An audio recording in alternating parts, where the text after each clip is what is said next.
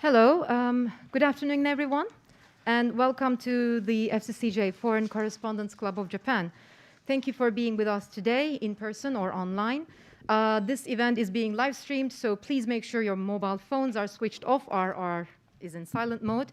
My name is Ilgin Yorulmaz. I'm a freelance journalist from Turkey and also serve as the second vice president of FCCJ. We are having a European day, it seems, at FCCJ. We've just had a presser with a German delegate, and we are honored to have another respected member of Europe. It's my pleasure to introduce to you today the Prime Minister of the Republic of Lithuania, Ingrida Simonyte. Yeah, perfect. Madam Prime Minister is visiting Japan as part of celebrating the 100th anniversary of the two nations' bilateral relations this year. And it's a relationship based on shared fundamental values of freedom, democracy, rule of law, and protection and promotion of human rights, according to the Lithuanian embassy in Japan, the statement made by them. Obviously, we all know this visit comes against the backdrop of Russia's invasion of Ukraine and the challenges this created for the international community, one of which is the destabilization of security in Europe and elsewhere. And Lithuania has a very special position, I believe, through which we can interpret this war for the rest of the world, and also has a unique perspective on relations with Russia. It's a country locked between the other Baltic states of Belarus and Latvia that were occupied by the former Soviet Union. So Lithuania's relations with its dominant neighbor, if I may say so, have been increasingly testy since the last Soviet troops left the country in 1993. Lithuania has since prioritized its relations with the West and became a member of NATO and the EU within, I believe, 2 consecutive months in 2004. Madam Prime Minister will make a statement to give an update on Russia's invasion and its implications on her country and for the future of Europe and beyond, and for her visit to Japan. We will then open the floor to comments and questions, as usual. Please. Thank you very much. So today I'm concluding my intensive visit to Japan, during which I have met Prime Minister Kishida, and before I leave, I will also have a meeting with Minister of Economy Nishimura. And during this visit, I met with the chair of Lithuanian-Japanese Friendship Parliamentary League, Mr. Nakasone. I've opened Lithuanian-Japan High-Tech and Lithuanian-Japan Food Business Forums, met with Japanese businesses and medical research community at Keidanren, at AIMET, at Keio University, at the university faculty at Tokyo University of Foreign Students, where Lithuanian language is being taught in this country. Everywhere I went, I felt exceptional hospitality and a very warm welcome. For that, I wanted to express my most sincere gratitude to all the people of Japan and representatives of the government. I will leave Japan with even greater sense of our friendship and a greater conviction that it is values that unite our nations. My conversation focused on security issues and geopolitical challenges that Lithuania, Japan, and all the democratic nations around the world face today. Together with Japan's Prime Minister, we affirmed the growing inseparability of Euro-Atlantic and Indo-Pacific security. North Korea's reckless and dangerous missile launches over Japan, Chinese economic coercion, Russia's brutal large-scale war in Europe, increasing attempts by autocratic regimes to redraw the state borders by force, all these are common threats to our nations. But the security threats also arise from the economic and other dependencies from autocratic regimes. Russia has used energy as a weapon against my country since the start of our independence. So Lithuania has been investing heavily in our energy independence. We built our own oil terminal and LNG terminal that are now serving not only Lithuania's need, but also the needs of the broader region. That allowed us to be the first country in the EU to get rid of Russian energy resources. Since May, we have not been importing Russian gas, oil, or electricity. In the eyes of today autocrats, every commodity and every innovation might be used as a weapon. IT communications are used for massive surveillance and for jailing political opponents. Social media is used for inciting violence and for sowing divisions in the democratic societies. And who could have imagined that Russia would bomb Ukrainian fields and would use food and hunger as a weapon in the 21st century? And who would have imagined that Russia would take hostage the largest nuclear power plant in Europe, the Zaporizhzhia plant, and would start to use nuclear rhetorics and nuclear threats? Russia's military aggression in Ukraine, war crimes committed on a daily basis, bombing civilian infrastructure, and reckless nuclear blackmailing have shaken the democratic world and its conscience. At the same time, it united the democratic world. I would like to commend Japan's strong voice and principled position in supporting Ukraine and isolating Russia. Japan's value-based policy is well seen, respected, and appreciated in Europe and on global scale. I hope that Japan will continue to show such leadership next year when the country will be holding the presidency in G7. The importance of Ukraine's victory against Russia transcends Ukrainian borders, as it is also an autocratic regime's war against global democracy and against rules-based international order. Therefore, we need further increase all necessary support to Ukraine and continue isolating Russia. It is only through Ukraine's victory that we can achieve sustainable peace in Europe and in the world. We see a clear need for the like-minded nations to cooperate closer together. Indeed, democratic nations rediscover the benefits of working as a community, of doing more business with each other, and of relying more on the markets that are governed by rule of law. So, together with Prime Minister Kishida, we also agreed to elevate our partnership to strategic partnership level, and Lithuania and Japan will hold regular political consultation on international security issues. We also agreed to increase our cooperation in science and technology, research and innovation, life sciences. I am proud that the innovative products created by our researchers and business people are already known and used in Japan. In Keio University, Japanese doctors and researchers presented the case how the cooperation between our researchers helped to diagnose previously undiagnosed diseases. I'm very impressed to witness such a successful collaboration of our researchers. So I see immense potential to fill our strategic partnership with projects in business, science, research, arts, etc. This partnership serves the mutual interest of our nations and is aimed at making the world a better place for democracy and for all freedom-loving people. I'm looking forward to your questions. Thanks. Thank you, Prime Minister. So if I may just kick off, I know that in 1993, the year the last Soviet troops left Lithuania, you were a 19-year-old student who had lived under the Russian occupation, much like parts of Ukraine now. How would you describe that time, if I may take you back, perhaps, a little bit? Well, it was the 1990 when our country declared that it is an independent state again. And of course, the beginning of this process was quite complicated because Soviet Union by that time, Moscow, imposed very strict measures, economic blockade on our country. So we were going through all the different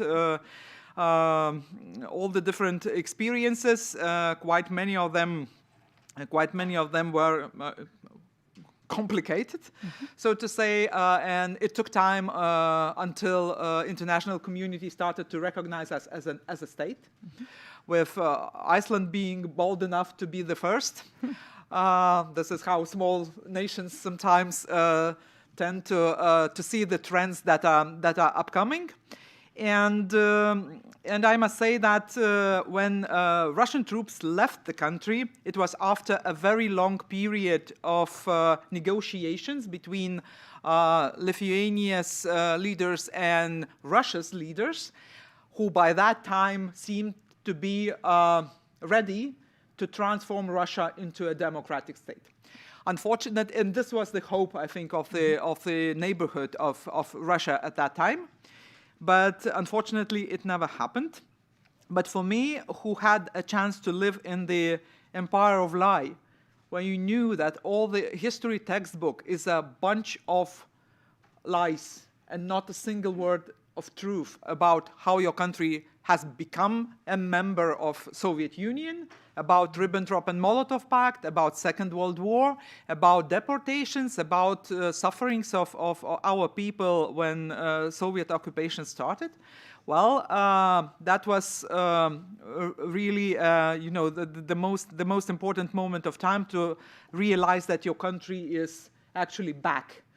And of course, this also brings has an impact on how I see things and how many my compatriots see things, because if people in other countries were having comfort in building their life and prosperity, basically after Second World War for recent 80 years, for us, that was a much shorter period, recent 32 years. And so there are so many people still living who themselves or their first-hand relatives, parents, grandparents, were suffering under Soviet occupation, were not able to speak truth, were not able to do what they think fit in terms of career, in terms of their occupation, and in terms of their future plans. They were not able to travel. And of course, this was a change that, when people breathe the air of freedom for a long time, maybe then they tend to think that this is given. So you have this air, you breathe it, and then why should I worry about it? But unfortunately, war in Ukraine reminds us that it is not given. And that the imperialistic sentiment that was hidden in Russia, because it did not die, it was hidden, and it was not eradicated, it was reborn by active policies of Russian leaders. And it just came out to grab land. Thank you. I'm going to ask if anybody has any comments or questions. You are more than welcome to come to the mic and introduce yourselves. My second question is then about, of course, what is on everyone's mind. That day, February 24th of this year, can you describe the mood that day when Russia invaded Ukraine? Of all the countries, I'm assuming Lithuania must have warned the West the most, perhaps, about what was coming, the threat to stabilization of security in Europe. Were these warnings not heard in NATO and EU? I would divide the question in two parts, because there is a long-term question and short-term question. So before 24th of February, what everybody saw was a huge buildup of Russian troops on the borders with Ukraine and also in Belarus. And there was a very clear warning from our colleagues in the United States who were saying that this means that there will be an attack on Kyiv in the nearest future. So there were people who were still doubting this. Also in some of our friends and partners who were thinking that this cannot happen because it makes no sense. And there was a significant amount of doubt whether this information that was widely shared on US media and UK media is not an exaggeration. For us, that was pretty much obvious that this is not an exaggeration, and we tended to trust the information that was based on US and UK intelligence. Mm-hmm. But this is the attack, this phase of the war. But the war started, as a matter of fact, much before, because there was an invasion in Georgia in 2008. Then there was an annexation of Crimea and part of Donbass in 2014. And before that, we've been warning our friends and partners that the idea that you can trade Russia into civilization via business links and other means of engagement will actually not mature, because what will happen most probably, they will use and abuse the values that we foster, like freedom of speech, for example, like rule of law, like free trade, but in return we will not get the same values in Russia, and most probably in return we will get something completely different. And we started hearing that from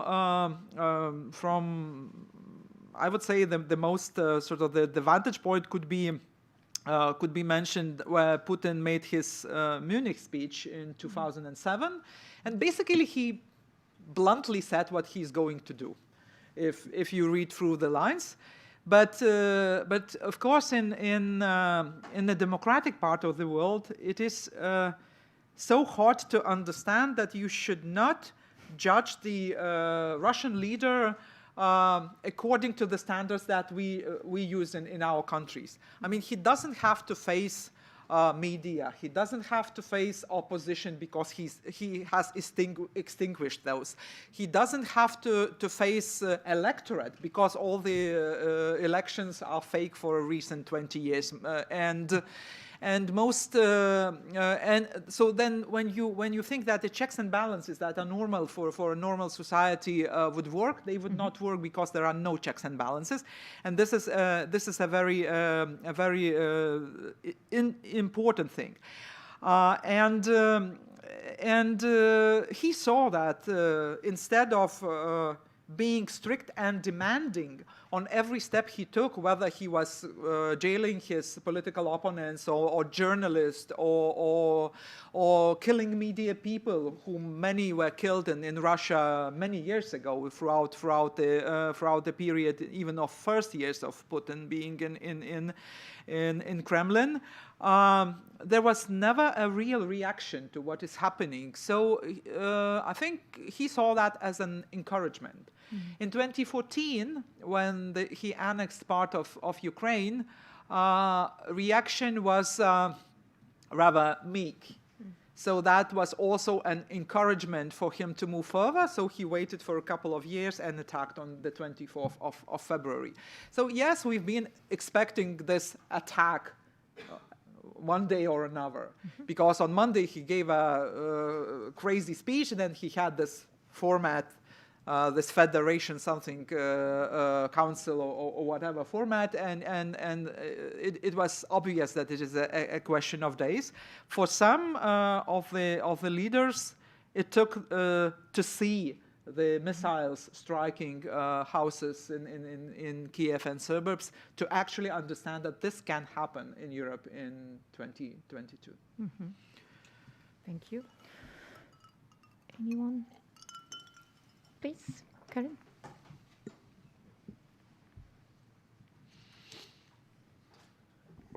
Thanks so much to be here today.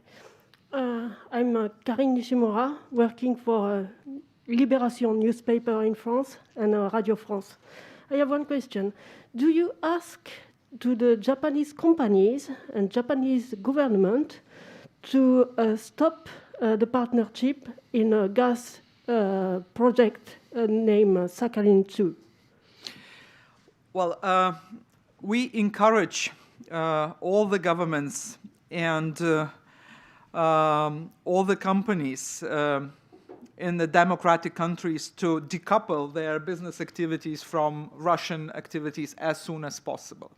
Of course, what I would not like to be, you know, a person who speaks from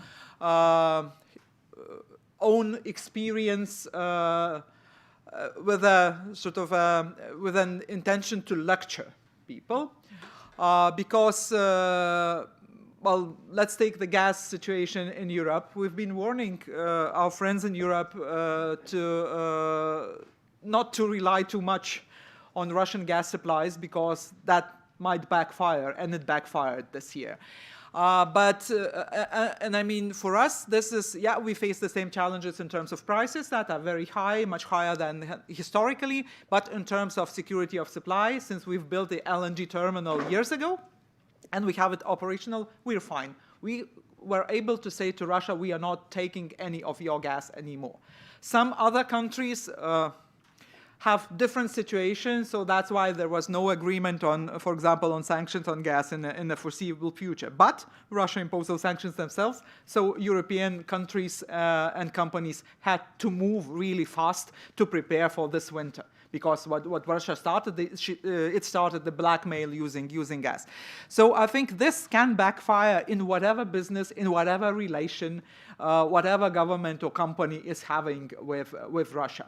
So of course it's not for me, to comment on particular business dealings or particular projects, because there might be things that I do not know very deep. But I think it is unfortunately a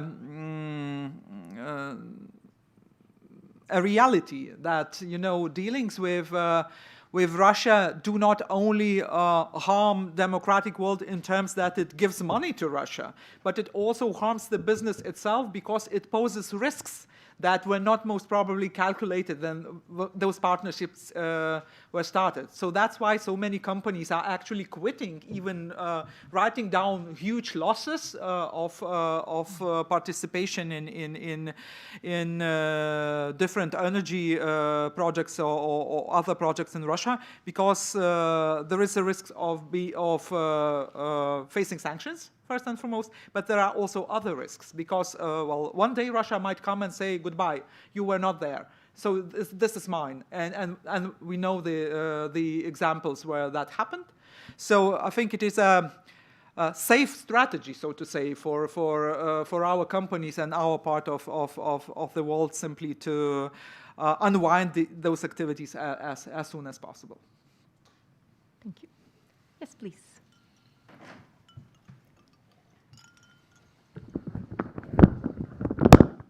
Thank you. My name is Gondo from Kodansha Publishing Company. My question is, please tell us about the relationship between Lithuania and Taiwan and Lithuania and China recently. Thank you.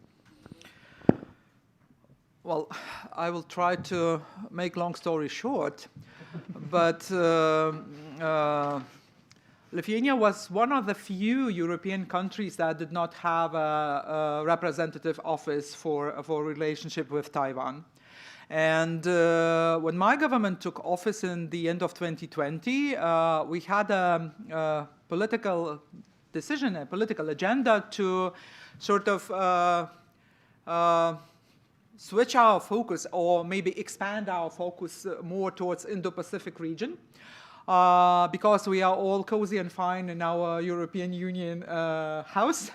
And in our daily business and daily debate, but the world is much more global than this, and we also need to engage with our friends and partners in other regions. So that's why we decided to open a couple of embassies in this region: Australia, South Korea, Singapore, increased the presence in Japan, as well as open a representative office in Vilnius and Taipei. Now, coming to China, of course, we also had this participation in a format previously known as 17+1, where 1 was China and 17 was a list of countries. And of course, this is a format that, well, even theoretically speaking, can hardly be seen as a place for equal debate, because this 17 or whatever number is a mix of different countries, some of them being member states of EU, some not, big and small, and with different interests and different concerns. And on the other side was one China that was a sort of a counterpart. So I don't know how you can carry on the debate. I mean, what is the content?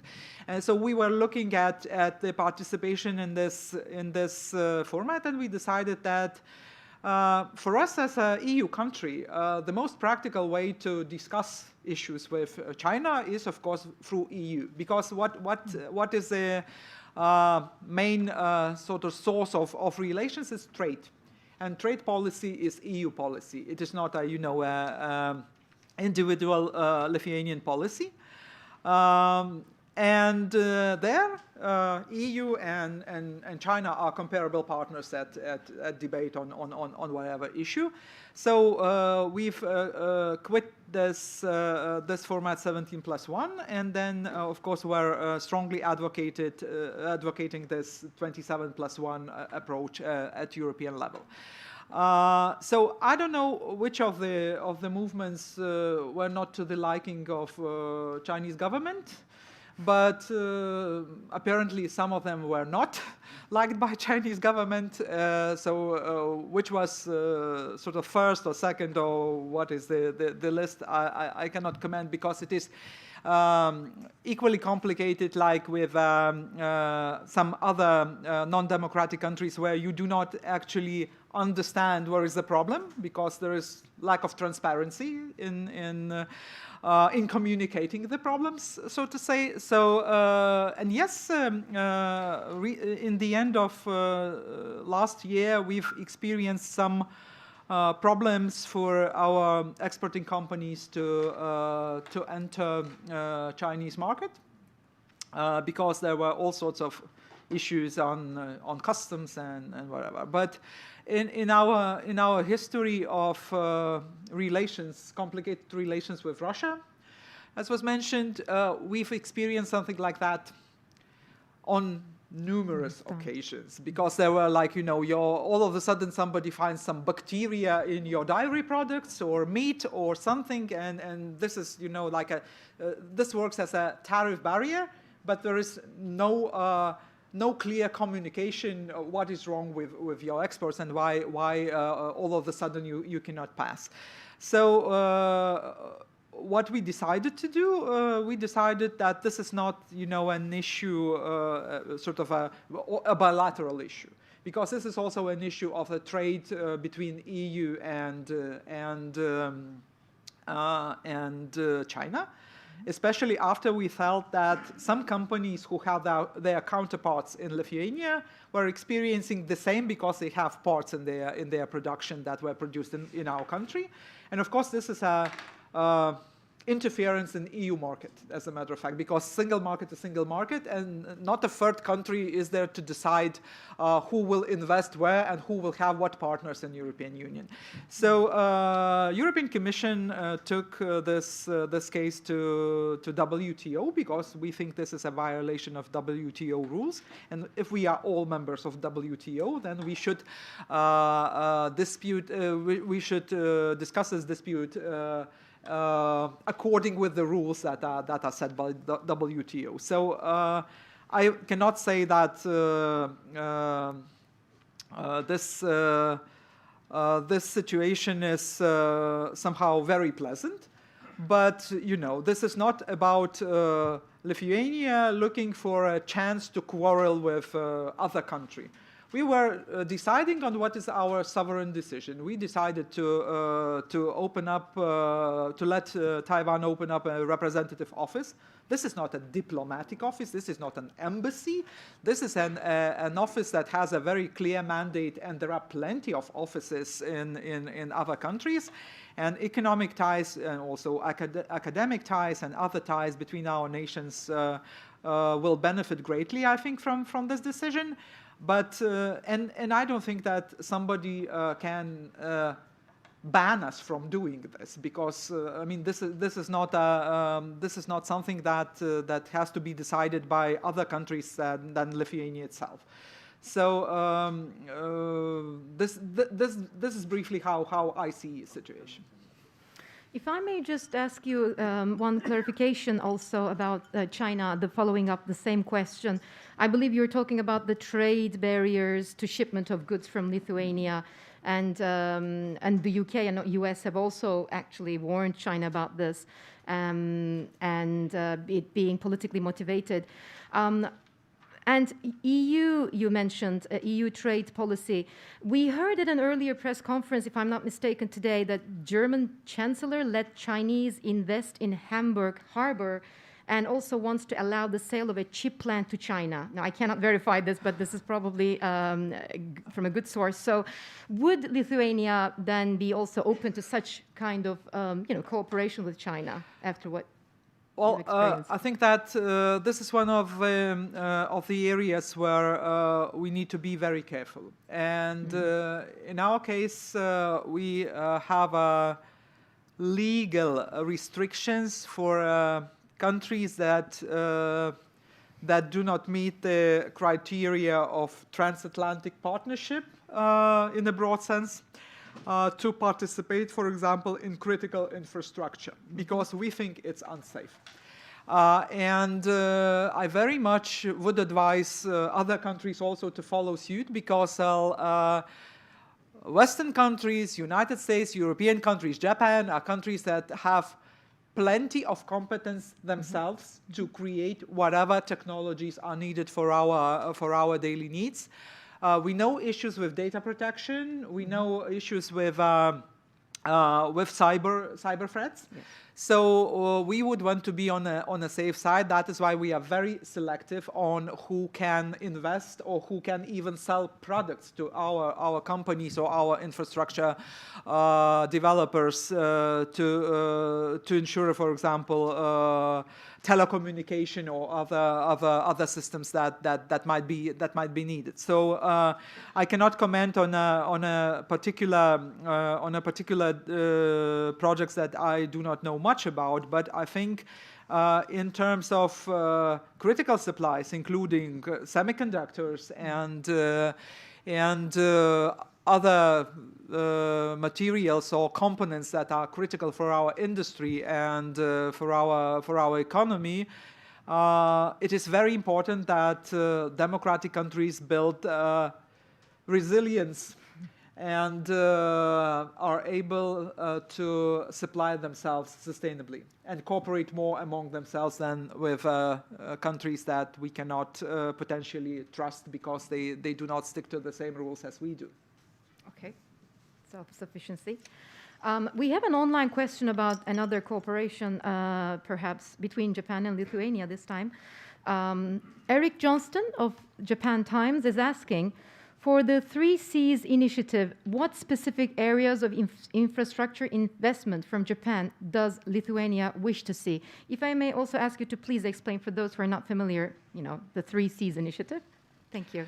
Well, the 3Cs initiative is an initiative that has been established as a way to increase cooperation in different areas, including security, which is and energy, which is very important. And I think these would be the major topics that are important, and where I would see Japan with its companies having experience, competence, technologies, and the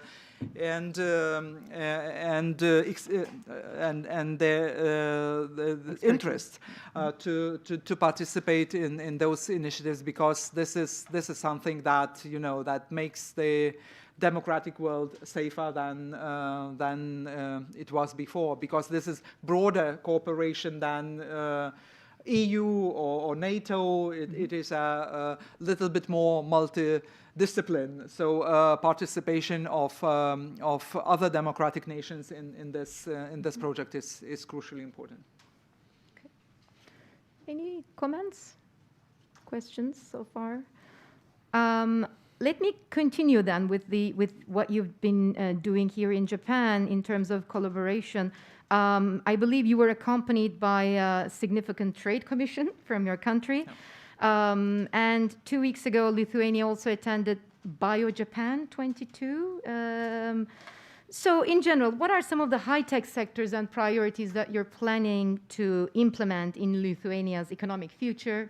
And where does Japan perhaps take part in this? I would say that, in a modern global world, big countries can be self-sustainable because they can produce everything.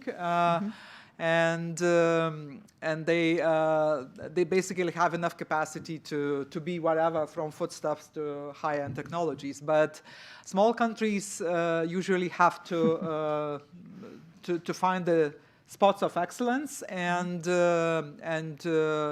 their strength is emphasized on those spots of excellence. And for example, we will not be producing cars, most probably never, but we are producing significant parts that are important for automotive industry. So of course, then you become part of the supply chain.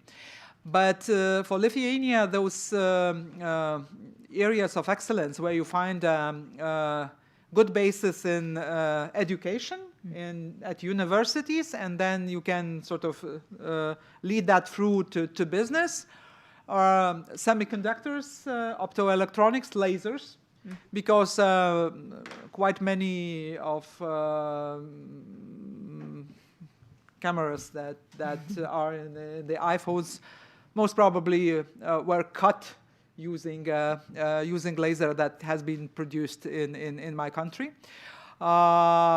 Quite many products that were produced by our laser industry, and also semiconductors and other industries, are already used in Japanese companies. So this is a very important spot for cooperation. And I hope there will be more of this cooperation, where Lithuanian companies can become part of supply chain of Japanese companies. At the same time, there are also the commodities that are used on a daily basis by people in Japan, including foodstuffs that are produced in Lithuania. Oh, how? Yeah, bread and also other products and dairy products to come.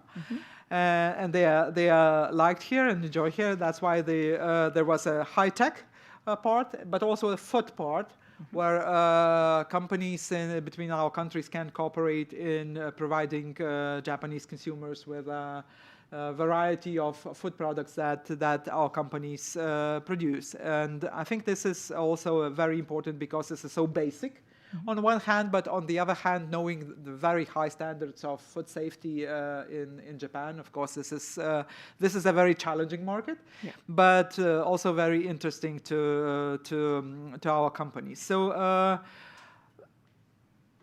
I think there is also the other way back to Lithuania, where we would speak about the energy infrastructure, because we have energy. We are self-sufficient in terms of gas. There is LNG terminal, so we can supply ourselves via sea, and that's fine. Same about oil, but with electricity, situation is a little bit more complicated, because we are still part of Soviet grid, and there is a process of desynchronization that is happening now. So for this process to be successful, all sorts of technologies are needed for the grid of Baltic countries to be integrated into EU electricity system. And of course, there Japanese companies also play a significant role with the competence and technologies they have. So we have quite many fields of cooperation, where we would see big potential for the future, especially for our high-tech and engineering companies, and also for Japanese companies in Lithuania, and also on broader European scale. Okay, thank you very much. You talked about self-sufficiency, Prime Minister, and I know your country, 1/3 of the country is actually covered with forests, is it? Yeah. So what are some of these clean energy, maybe wind, solar power, or clean energy alternatives that you're considering? Because you're saying it is now self-sufficient. It doesn't depend on Russia, except for that electricity part. What are some of the things that you implemented, and what can some other countries learn, maybe, from those clean energy policies? Well, we intend by 2030 to actually cover 100% of our electricity needs with renewable energy. Oh, And this is a process that suddenly got very high speed because when you look at electricity bills, even companies and households who were not very much willing to think about solar panel on their offices or houses all of a sudden became very much interested. And of course, the state supports and subsidizes this heavily via EU budget and also via other schemes that are available in terms of state aid for companies investing into efficiency, energy efficiency, as well as renewables.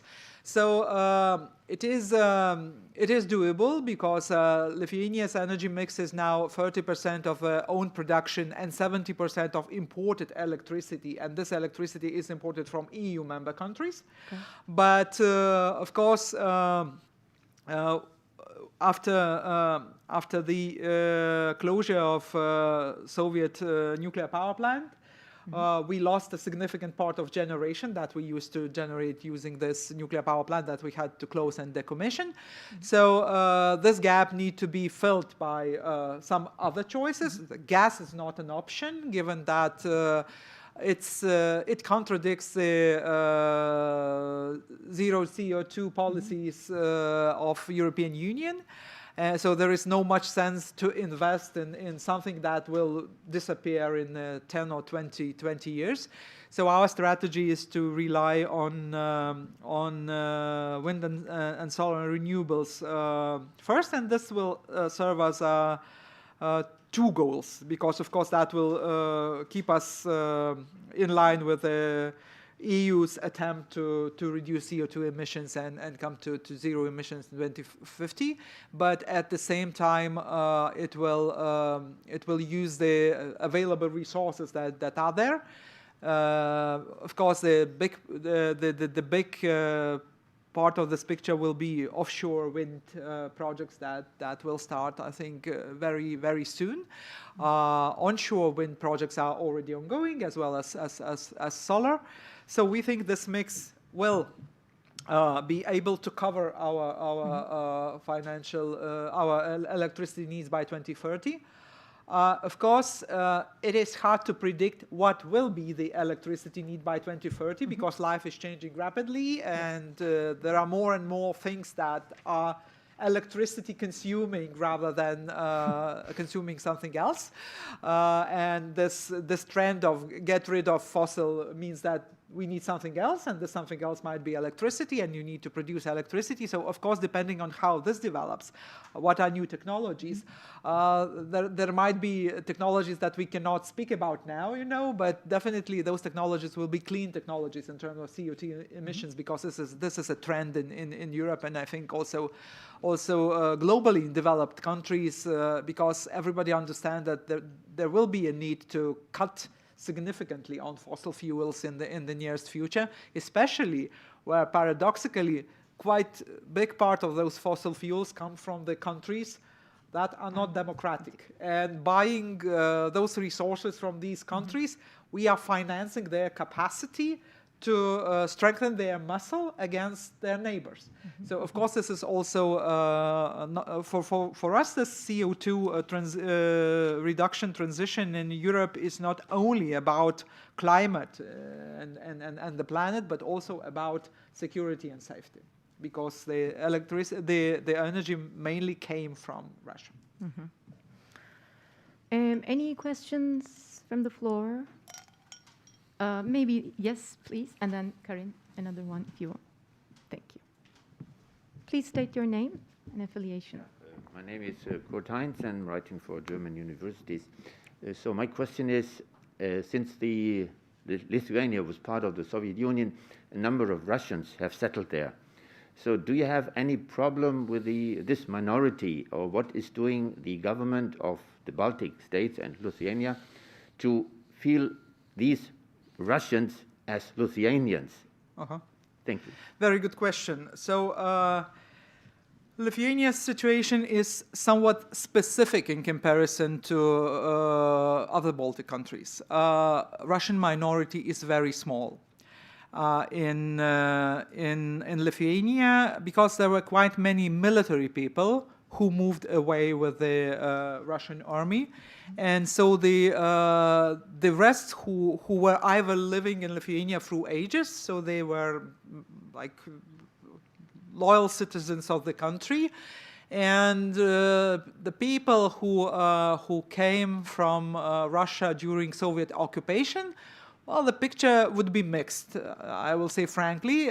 Some of them, especially their children, who started to attend, an ordinary Lithuanian school in many cases, they became part of the society, and I don't think we have any major challenges. But of course, there are people who feel nostalgic about Soviet Union. But in terms of numbers, this is not, somehow big part of electorate or big part of the population, so that there would be a major threat of ethnical, for example, conflict or something.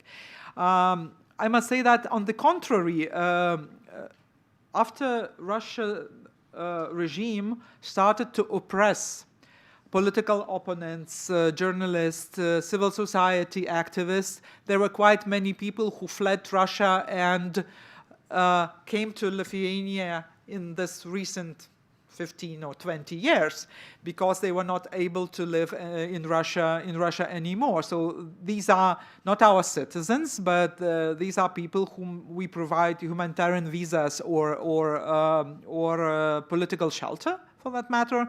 And there was an increase of such people after invasion on 24th of February, because many people who risked to say their no against war, they were persecuted, and there was a risk that they will find themselves in jail, so they had to flee, and quite many of them fled to our country. And this is fine. I mean, we were also providing shelter to Belarusian civil society activists and opposition leader, because, well, otherwise they would die in Lukashenko's jail. So there are people who just choose Lithuania to be their temporary home, and we think it's fine, because this is our duty to help such people. But in numbers, this is not something that you would see in a statistics very visible. For example, when Ukrainian people started to leave the country after the beginning of this invasion, approximately 70,000 people, that is more than 2% of our population, came to Lithuania and found their temporary home in Lithuania. This is not small amount, like 2% of population is not a small amount, but I mean, we've just took care of them, and because it's mainly women and children. And we had to provide, of course, schooling and all the other services, and it is not easy, like to other countries in Europe. But I mean, this is not a problem, because for centuries Lithuania was a country that was multicultural.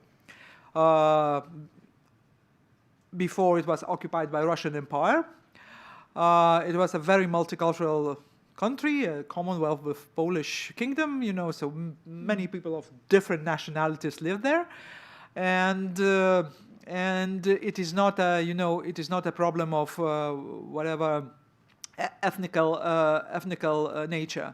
It is a problem that some people still think that Soviet regime was a better regime than democratic society, but this is their perception. I mean, some people do not know how to be free. I think this is their problem. So and this has no nationality and no ethnicity. This is a problem of a different sort.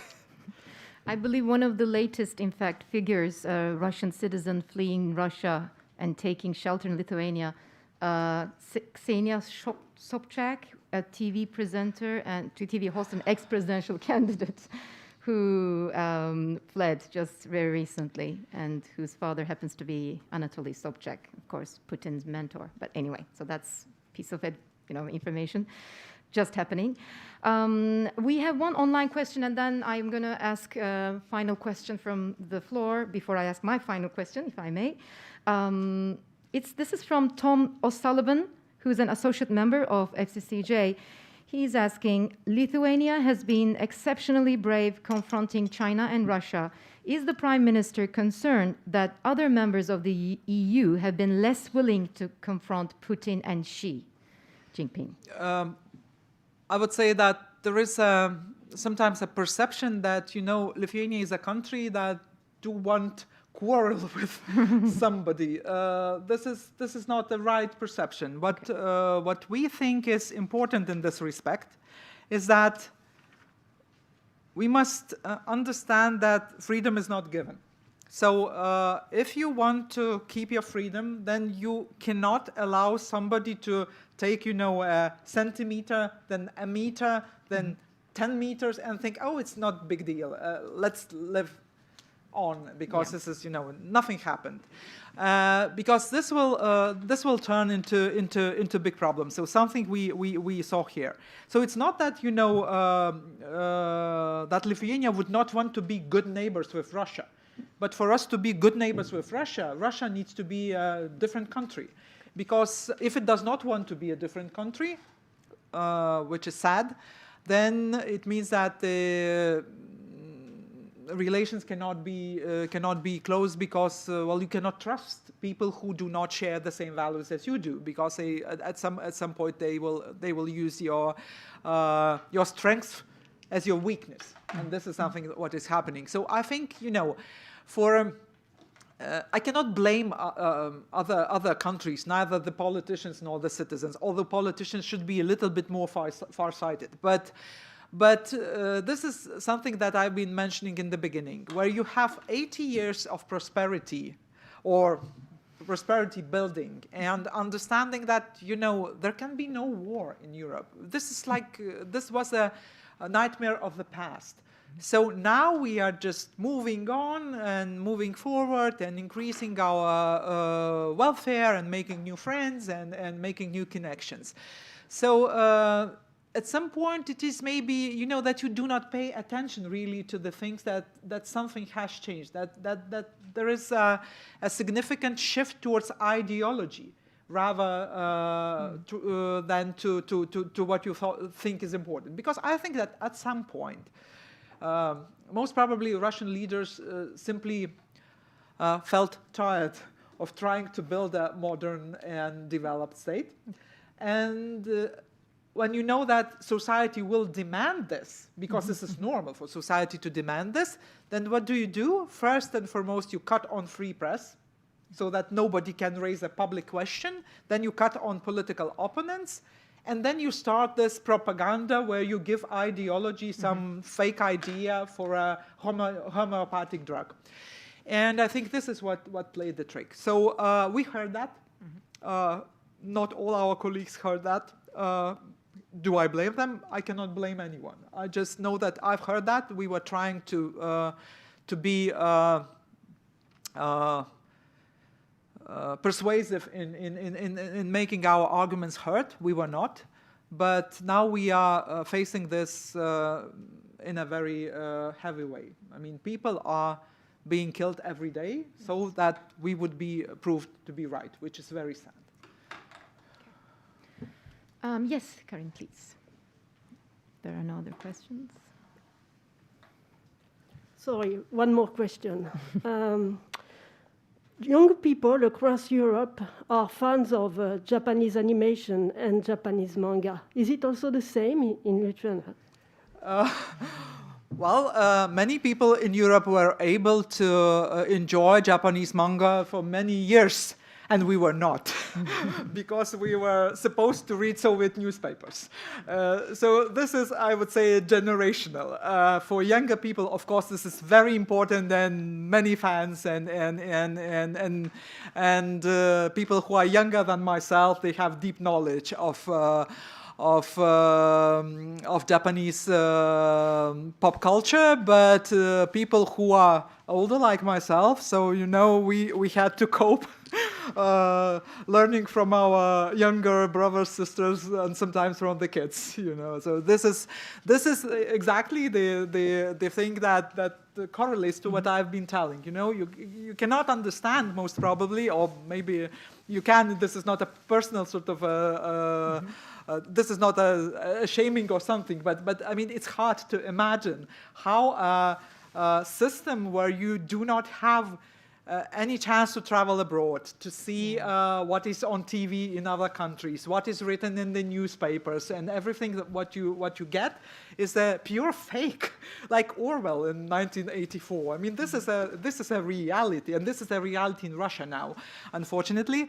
And this can be real, and that was real, and I experienced that myself. And for myself, that was more than enough. Although I was a kid, a teenager, but that was more than enough. And I miss my jeans, my manga, my everything that I was not able to enjoy when I was a teenager. Thank you. The last question. Oh, yes, please. One more question.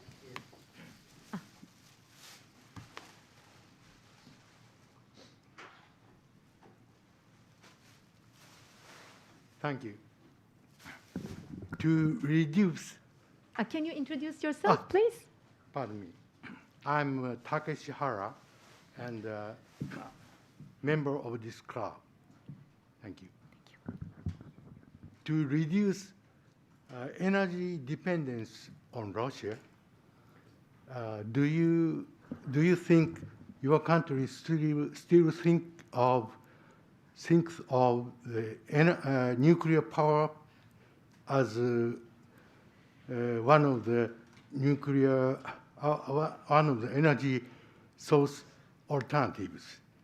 Why I ask this question, I make this question, is because in the recent past years, Japanese company named Hitachi embarked upon building the nuclear plant, but I don't know the reason why it was suspended. Thank you.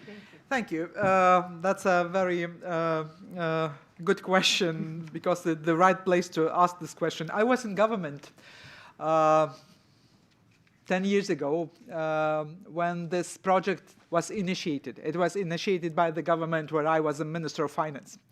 And we had, we thought, a good regional project of nuclear power plant in cooperation with Hitachi by that time. But of course, nuclear power plant projects are very long projects. So it usually needs a continuity by consecutive governments to stay committed. So this was the case with LNG terminal, but this was not the case with nuclear power plant. Maybe because of Fukushima, maybe because of other consideration. There was a referendum in Lithuania in 2012 that said that people do not wish to have a nuclear power plant. The government could have, because that was a consultation, not a binding referendum, was a consultation, so the government could still go on with the project, but the next government decided not to do so. Now, and one of the major things, of course, was price. It will be too expensive to have this nuclear energy. So some of the people who were very strongly advocating against the power plant in referendum, now when they look at the price of electricity, they tend to forget they said something about it. Because unfortunately, prices are very high now with no nuclear power plant, so we are even more vulnerable, I would say. So for me, as a person who were sort of related to the project, I would say I feel sorry that we do not have this project implemented now. That could have been close to finalization at this point, but now you cannot do what is undone. Cannot undo what is done, unfortunately. I'm sorry, because it's just done. Now, whether I think that nuclear power has no future, no, I don't think so. And I very much rely on technologies developing, because you know that one of the major concerns about nuclear power plant is waste decommissioning. And when people think about, someday when the energy will, when the plant will not be operational, we will need to take care of different things, and we know this from our experience because we had this Russian RBMK type reactor that we are decommissioning for I don't know what, a consecutive year, because it's a very long process. So, but I think that, the technologies are developing very fast. So I'm optimistic on the possibility that companies will offer something that will be that can be constructed in a reasonable time, because nuclear power plants also have this bad habit that they usually are out of time and out of budget, because the time is twice longer and the budget twice bigger, or other circumstances occur. And given that it is a very long thing, then politically it is hard to sustain. But if you have something more compact, more easily implemented, then it is a different story. And I know that there is a big debate ongoing about, for example, those small reactors. We watch that with interest. I think the debate about nuclear power in Europe might slightly change, because there are countries that have nuclear power plant in big number, like France, and they feel fine with it. There are countries that decided to close all their nuclear power plants, and this year had to postpone that due to circumstances in electricity market. This debate will most probably continue. Countries will make a country-specific recommendations, but I think with the technologies developing, we might see the answers that we do not have now. Thank you very much, Prime Minister Ingrida Simonyte, for coming here today and answering all our questions. As a token of our appreciation, we would like to extend to you 1 year's honorary membership of Foreign Correspondents Club of Japan. Please. Thanks. Thank you. Thanks a lot. Thank you very much. Thank you very much.